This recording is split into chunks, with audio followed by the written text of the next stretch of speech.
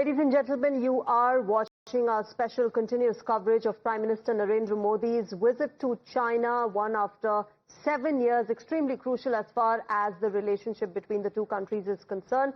My colleague Swati Joshi has been getting us the latest ground situation from the SCO summit. Let me quickly go across to her and understand from her the sentiment there. Swati, we just heard the entire press conference of the Indian External Affairs Ministry, extremely crucial points, whether it was border issues, trade, or the kind of cooperation that we seek with China. Extremely optimistic note, positive sentiment there prevailing not just on the Indian side, but on the Chinese side as well.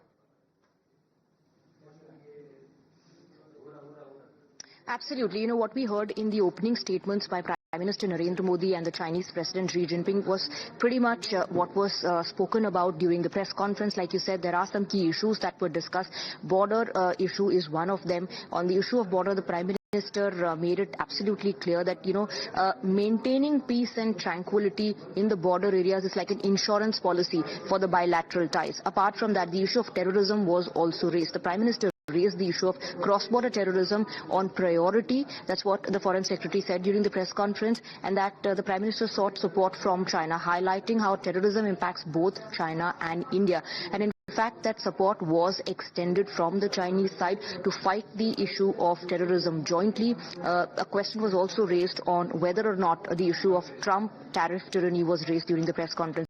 We're given to understand that both the leaders spoke about the international economic situation and ways to leverage that to build a strong relationship and better economic ties, better bilateral ties between both the countries. So pretty much, what we heard in the opening statement is what was discussed in the press briefing as well.